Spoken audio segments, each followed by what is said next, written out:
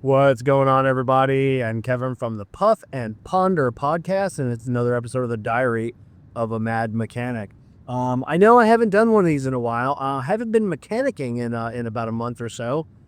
Took a nasty tumble at work, re-injured my knee, injured my shoulder. So I'm on light duty, so answering phones, talking with customers, ordering parts, bringing cars in and out for the guys. Still staying really busy, just no lifting, bending, kneeling, squatting, raising my arm above my head, or carrying anything more than 5 pounds.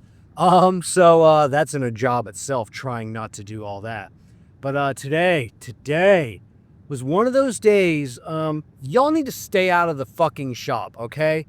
Stay out. This isn't the local church picnic. This isn't the barbershop where you can just come in and hang out with us. We got work to do. Today, one of my lead techs, been there forever, got a lot of people to come in.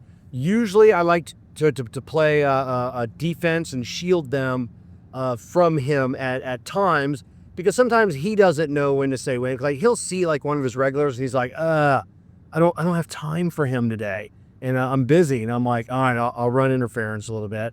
And then because he also knows that he also can't say no. Like, he can't say, like, I don't have time to talk. You come up to me, like one of my regulars, and I'll be like, hey, what's going on? Hey, can I talk to you for a second? First thing I go, yeah, I'm like right in the middle of this, but I got like 2 minutes, and then I got to get back to work. And that sets a precedent right there. Okay, ask me your question and then get out. Now, I appreciate all my loyal customers that come in and see me, and I know this other guy does too. And the customers think that just because we don't say no, or we don't stop the conversation, like we're dreading that. Now I know this other guy, like we had one last week. I went up, got right between them. I'm like, bro, this guy's waiting. He's been on the rack. I pulled it in for you. Like, he's starting to fume inside there. Customer wasn't even there. And then the customer finally goes, oh my God, I'm so sorry. And then they leaves. So today, one of those customers comes in. I see him walking out with our service manager. And I walk up, got between both of them. What's going on? He just needs to ask Eric a question real quick. I don't think I'm supposed to say his name. But whatever. If you've watched these long enough, you know the names of everybody I work with. So I'm like, all right. I said 2 minutes. I said, I got him. He's the only tech today. I said, I'm on light duty. I'm injured. So he's swamped. 2 minutes. He's like, okay, I just need to ask him a quick question. So it's like 15 minutes now over there, and I know he can't say no. And he's talking, but I can see the look on his face. So luckily there's another ticket to come out. And I bring out, I go, hey man, I got front hub bearings and brakes on this. You want me to pull it in? What do you want me to do? Yeah, and he's like, I'll get to it in a minute.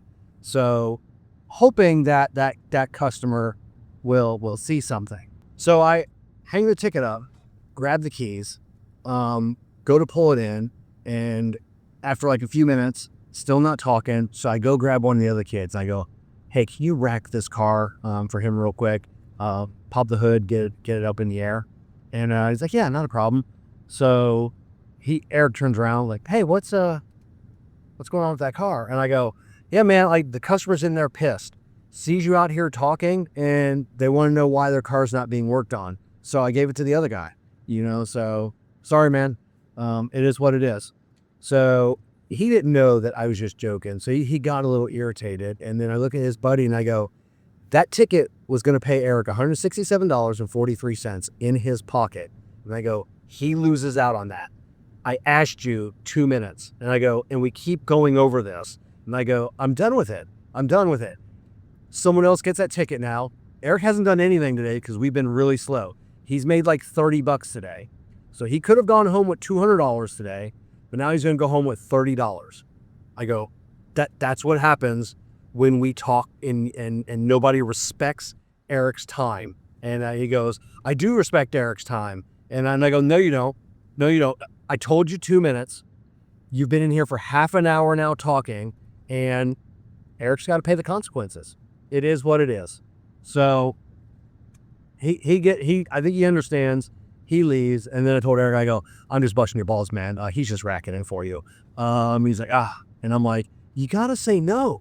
You gotta tell these guys, no, I don't have time for these idle chit chats. I got one guy that comes in and like he'll make a beeline for the shop, and I go, no fishing today. He doesn't have time to see everything that you caught for the last week. And I only do because a lot of his customers are my customers, and we've known each other for years. So sometimes I can be forceful with some of these customers, but it's like, no fishing. We do not have time today for fishing. He's like, oh, okay, I got it. So, but yeah, if you're going in, like I've got buddies that work at other shops. I grew up going to these other shops and asking questions. That's how I became a really good technician. It's seeing how cars are worked on. I mean, I was young, but I guess I always knew from a young age, like I just sensed when people were busy, and I never wanted to interrupt business. So a lot of times I would just sit back and watch.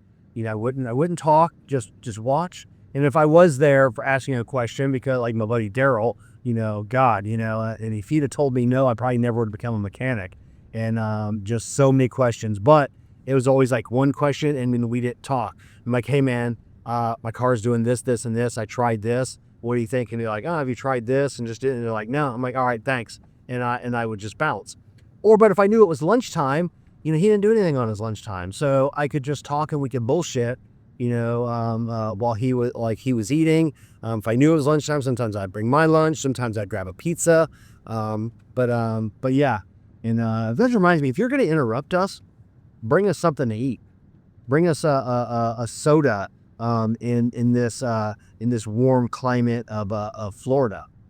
We don't always want donuts. God, just but we'll never turn away pizza and cookies. Pizza and cookies. Maybe like a nice pound cake every now and then. But pizza and cookies.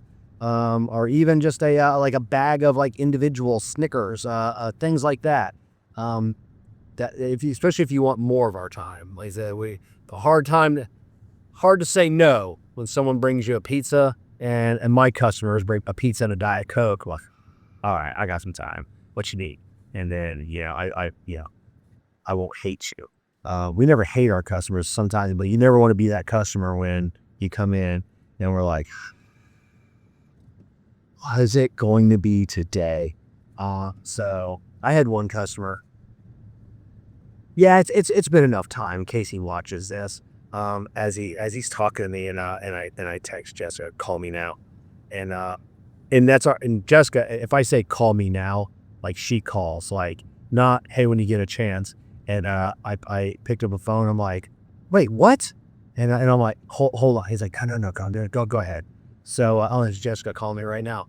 And then she's like, what's going on? I'm like, man, I just needed to get out of this conversation. So she laughed, she hung up, and I just pretended like I was still on a call. So I probably should answer this because I owe her one. All right, cats and kittens. Peace.